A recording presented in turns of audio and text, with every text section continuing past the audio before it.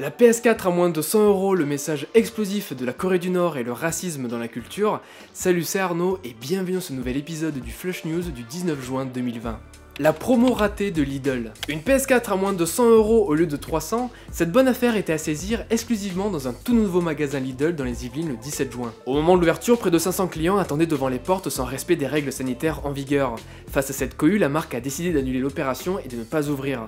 Pour disperser la foule mécontente d'avoir fait le déplacement pour rien, les forces de l'ordre ont dû intervenir à coups de gaz lacrymogène. Pour se défendre, Lidl s'explique. Aucune communication de notre part n'a été faite sur cette opération, mais une photo personnelle a été malencontreusement relayée à de nombreuses reprises. Il ne s'agirait donc pas d'un coup de com', mais d'une opération pour se débarrasser de son stock d'invendus avant la sortie de la PS5 récemment dévoilée par Sony et qui sortira en fin d'année. Raté pour le déstockage, mais côté com, on peut dire que ça fait jaser et gratuitement.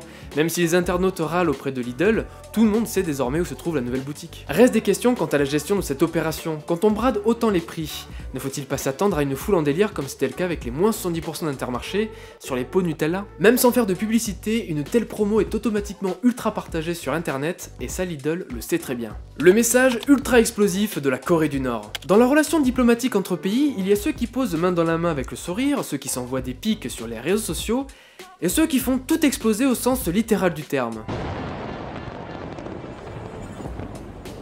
C'est ce que vient de faire mercredi dernier la Corée du Nord en détruisant le bureau de liaison avec la Corée du Sud. Cet immeuble inauguré en 2018 était le symbole du rapprochement entre les deux frères ennemis. L'explosion du bâtiment est elle aussi symbolique. Après 2 ans d'accalmie entre les deux pays, Pyongyang envoie plusieurs messages selon les experts. 1. Protester contre l'envoi aérien de tracts de propagande depuis la Corée du Sud par des opposants au régime de Kim Jong-un. 2. Détourner l'attention du peuple nord-coréen de la crise que vit le pays dont les approvisionnements en Chine se sont arrêtés à cause du coronavirus en focalisant l'opinion sur le danger que représente leur voisin.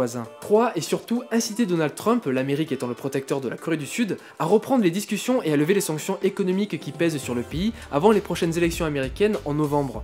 Une stratégie dangereuse face à un président américain imprévisible. Cependant, cette manifestation semble être plus un exercice de rhétorique qu'une véritable reprise des hostilités. L'explosion n'a détruit qu'une partie du bâtiment et n'a pas fait de victimes. Un petit coucou sympathique entre voisins quoi. À surveiller quand même. Le racisme dans la culture. La semaine dernière, on vous parlait de la réaction des marques face au racisme après le meurtre de George Floyd aux États-Unis.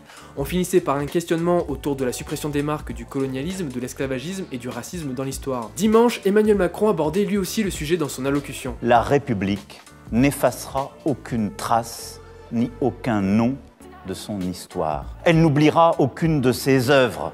Elle ne déboulonnera pas de statues. Nous devons plutôt lucidement regarder ensemble toute notre histoire, toutes nos mémoires. Pourtant, le cinéma Le Grand Rex a dû annuler la projection de Autant n'emporte le vent à la demande de Warner Bros. Rappelons que le film a été retiré temporairement de la plateforme HBO Max pour le contextualiser. Si l'histoire de Scarlett O'Hara est jugée raciste, celle autour du film a pourtant permis de faire bouger les lignes dans la société cinématographique. Hattie McDaniel, qui joue le rôle de la bonne, a été la première actrice afro-américaine à décrocher un Oscar. Sans aller dans les extrêmes, la censure des œuvres culturelles, le déboulonnage des statues et la réécriture du passé fait largement écho à l'œuvre de George Orwell, 1984. Tous les documents ont été détruits ou falsifiés, tous les livres réécrits, tous les tableaux repeints, toutes les statues, les rues, les édifices ont changé de nom, toutes les dates ont été modifiées et le processus continue tous les jours à chaque minute. Faut-il en arriver nous aussi à la manipulation de l'information et de l'histoire pour lutter contre le racisme ? Merci d'avoir suivi ce Flush News jusqu'au bout, on se retrouve la semaine prochaine pour un nouvel épisode, et d'ici là, comme d'habitude, n'hésitez pas à aller faire un tour sur les réseaux de Hush ou sur notre site hushnews.com. Ciao.